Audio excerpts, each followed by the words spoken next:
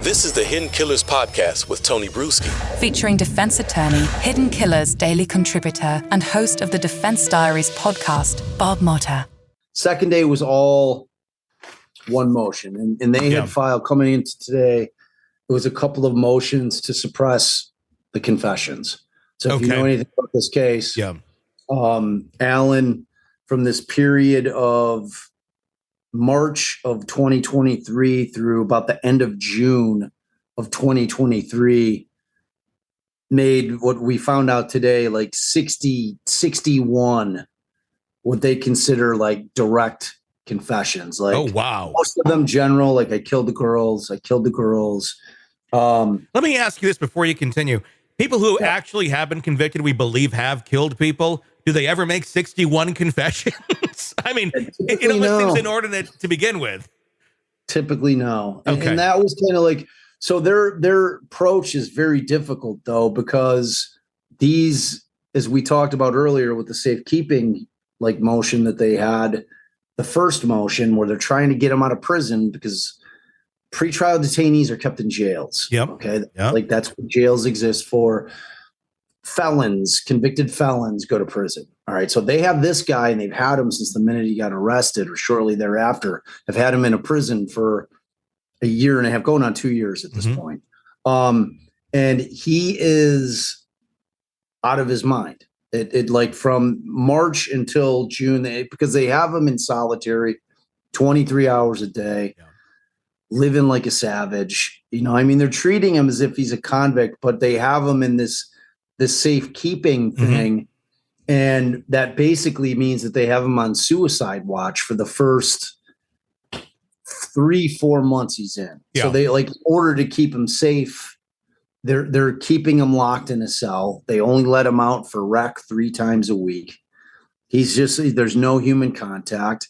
So like after about, I'd say like, so November, December, January, February, March. So like 5 months into like solitary, this guy starts losing his shit. So when I say losing his shit, like literally eating his own feces.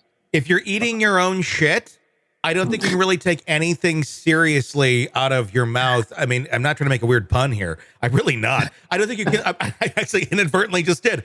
But I don't think you can believe anything anyone's going to say if that's what you're doing. Yeah, and it's like exactly. And you know, so their theory on this, like typically when you do a motion to suppress, which is typically defense attorneys are filing it. It's not to say the state can't, but typically it's us. So like typically you're saying exactly what the statement is that you want suppressed, and you're giving like the custodial interrogation details of why you're asking for it to be suppressed. Either that you weren't Mirandized, either they lawyered up, that they were being coerced, that they were, way past the period of time which they can hold you in custody. There's a bunch of reasons why you can try to get something suppressed.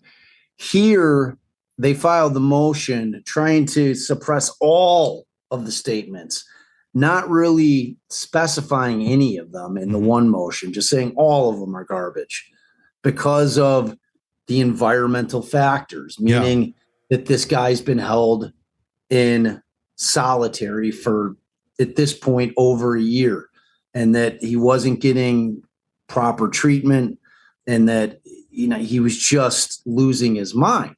And so it's a really difficult argument. It's really, really tough because you're not saying, because where's the interrogation? You know what I'm saying? Because like they can't show that the cops were coming into the prison and questioning him. He was kind of spontaneously making these statements to his wife over a recorded call, to his mothers over recorded calls. He was saying it to the nurses, doctors, like the inmates who they call suicide companions, the felons that are sitting outside his door trying to watch him. The guards are all saying that he keeps saying that he killed the girls. But it wasn't because he just wanted to get the fuck out of that horrible situation, and that's what it's like, a survival instinct. I'll say whatever you want me to say, so you stop torturing me. Yeah, Potentially. So they put on a bunch of witnesses again. They put on the warden. That took forever. It was basically the same thing that I heard back in June of last year with respect to the conditions that he's being housed in. And the warden's like, he's treated like every other prisoner. I'm like, no, the difference is he's not a prisoner. He's not a convict. He's a pretrial detainee. This guy's just awaiting trial. So he's like, oh yeah, we made all kinds of accommodations for him. I'm like, okay, allowing him to, have his family come see him. He's a pretrial detainee. He's not a felon. Yeah. He shouldn't be falling under the same rules as the rest of the convicts. Yeah. Because he's not a convict, not at this point, So that just kind of fell on deaf ears with me. But they just had to establish the conditions and what's being detained. Are you ready to listen to this podcast ad-free? Then hit subscribe to the True Crime Today Premium Plus channel now on Apple Podcasts. You'll instantly have access to all of our episodes labeled Advance Ad-Free. You'll hear the interviews before everyone else and with no interruptions. No interruptions. Subscribe to the True Crime Today Premium Plus channel now on Apple Podcasts. And start binging now.